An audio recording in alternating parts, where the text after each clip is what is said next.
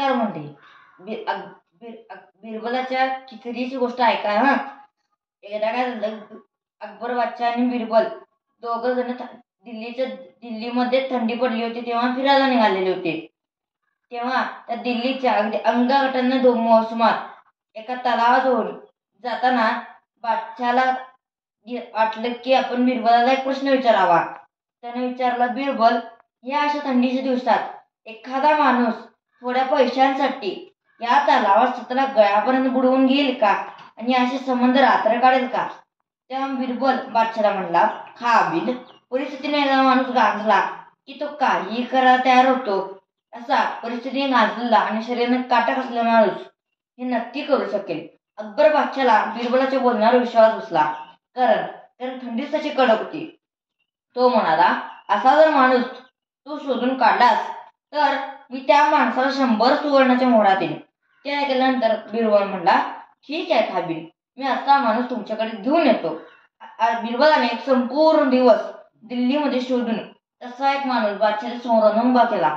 बादशाने त्या इसमाला भरमावलं, तू कुठल्याही प्रकारची उब न घेता उघड्या अंगाने पूर्ण रात्र त्या तलावात अगदी गळ्यापर्यंत बुडलेली स्थितीत काढायची. कुठल्याही प्रकारची ऊब तुला मिळणार नाही. ही अट मान्य आहे का तुला? तो माणूस अतिशय गरजू होता. तो बादशाला म्हणला, खाबिद, पोटामध्ये अन्न नसलं की काहीही करता येतं माणसाला. मी करून दाखवेन. अशा पद्धतीने तो त्या तलावात संपूर्ण माणूस रात्र काढायला तयार झाला. मग अकबर बादशाने त्याच्या एका शिपायाला बोलावलं. ए, कोण आहे तिकडे? इकडे या. एक शिपाई धावत आला. त्याला बादशाने सांगितलं की हा माणूस आपल्या राजवाड्याच्या जवळच्या तलावात रात्रभर काढणार आहे. त्याच्या गळ्यापर्यंत पाणी आहे की नाही ते तू बघायचं. एक क्षण त्याला पाण्यातून बाहेर येऊ द्यायचं नाही. आणि अशी संपूर्ण रात्र तो जर तयात राहिला तर मात्र सकाळी सकाळी त्याला माझ्याकडे घेऊन यायचं. हो काबिन, शिपाई म्हणला. तो इसम आणि तो शिपाई दोघे राजवाड्याबाहेर पडले. रात्रीच्या पहिल्या प्रहरी तो इसम त्या तळ्यात शिरला आणि अगदी गळ्यापर्यंत त्याच्या पाण्यावर जमून उभा राहिला. रात्रभर खूप थंडी होती. त्याच्याच त्या थंडीत कुडकुडत त्या तलावात रात्रभर गार वारे वाहत होतं. पाणी अतिशय थंड झालं होतं की जणू आता बर्फच मळायचा. तशाही परिस्थितीत त्या गार पाण्यात त्याने संपूर्ण रात्र त्याने घालवली.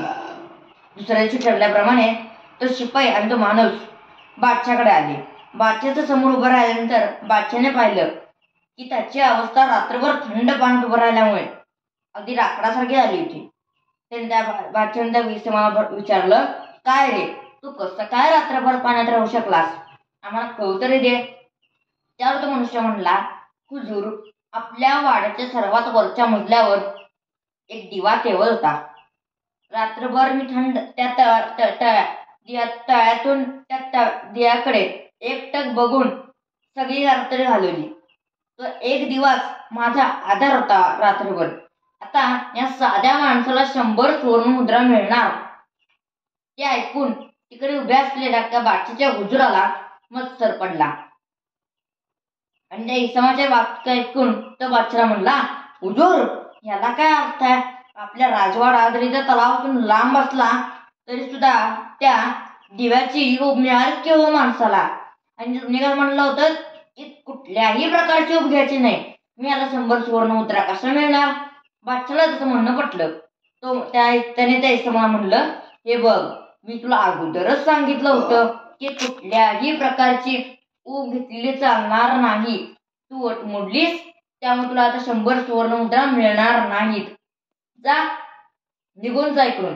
हे ऐकून त्या इसमाला काय करावं हे सुचेना. तो तसाच घाबरल्या अवस्थेत बिरबलाकडे गेला आणि म्हणला, महाराज, रात्रभर त्या थंड पाण्यात उभं राहून माझी लाकडासारखी अवस्था आली. ती वेगळीच, शिवाय मोहराही दिल्याने खाबिंदाने. बिरबलाला आश्चर्य वाटलं. तो म्हणला, का दिलं? तू तर पूर्ण केली होतीस ना? तर तो इसम म्हणला, हो महाराज, पण कुठल्या तरी त्यांच्या हुजुरांनी त्यांच्याकडे खागाई केली की मी दूरवरच्या राजवाड्यात दिसणाऱ्या एका दिव्याकडे बघून रात्र काढली, म्हणून मला ऊब मिळाली आणि मी अट मोडली, म्हणून आता मला ते पैसे द्यायला तयार नाहीयेत. हे ऐकून बिरबलला त्या हुजऱ्याच्या मनातला मत्सर लक्षात आला. ही चूक बादशाला निदर्शनास आणून द्यायचं बिरबलाने ठरवलं. त्या दिवशी सकाळी बिरबल दरबाराला गेलाच नाही कामासाठी. बादशाने त्याला गुजरावर निरोप पाठवला की ताबडतोब दरबारात हजर हो, महत्वाचे काम खोळंबले. त्यावर बिरबलाने उत्तर पाठवलं, हो हो, मी जरा खिचडी करतोय. ती खिचडी झाली की आलोच दरबारात. यातच मध्ये खूप वेळ गेला, पण बिरबल काही दरबारात आला नाही. म्हणून बादशाने पुन्हा निरोप पाठवला की लवकरात लवकर दरबारात येऊन हजर व्हावं. सगळे लोक थांबले, कामं खोळंबली आणि ह्या वेळेला सूर जरा जास्तच कडक होता. पण बिरबलाने पुन्हा निरोप पाठवला की बस झाली ते खिचडी झाली की मी आलोच. हा निरोप सुद्धा नंतर 2 तास झाले. आता मात्र बादशाह रागवला आणि त्याने ठरवलं आपण आता प्रत्यक्ष बिरबलाकडे जायचं आणि त्याला दरबारात खेचून आणूया. म्हणून आपल्या लवाजम्यासकट तो बिरबलाकडे गेला. बादशाला लांबून पाहून बिरबल मनातल्या मनात हसला आणि बादशाह जवळ आल्यानंतर त्याने काय केलं की एक मोठी लांबच्या लांब तुरी घेतली. त्याच्यावर अगदी वरच्या बाजूला एक मडकं ठेवलं आणि खाली एक एक एक एक गवताची काडी जाळायला सुरुवात केली. बादशाह जवळ आल्यानंतर त्याने बिरबलाला पाहिलं. ते बघितल्यानंतर तो म्हणला, क्या हुआ रे बिरबल, हे काय करतोयस तू? त्या अकबर बादशाला बिरबल म्हणला, कुछ नाही खाबीर, खिचडी शिजतीये. ही खिचडी शिजली की आलोच दरबारात. यातच बादशाला आश्चर्य वाटलं आणि रागही आला. त्याने त्या गुस्सातच बिरबलाला विचारलं, बिरबल, आज स्वतःला इतका हुशार समजतोस तू, तुला एवढं कळत नाही की उंचावर ठेवले त्या हांडीतली खिचडी गवताची एक एक काडी जाऊन कधी शिजल का?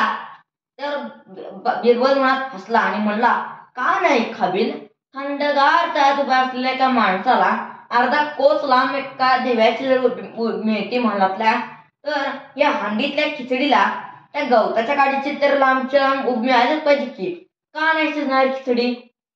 हे ऐकून अकबर बादशाह खजील झाला.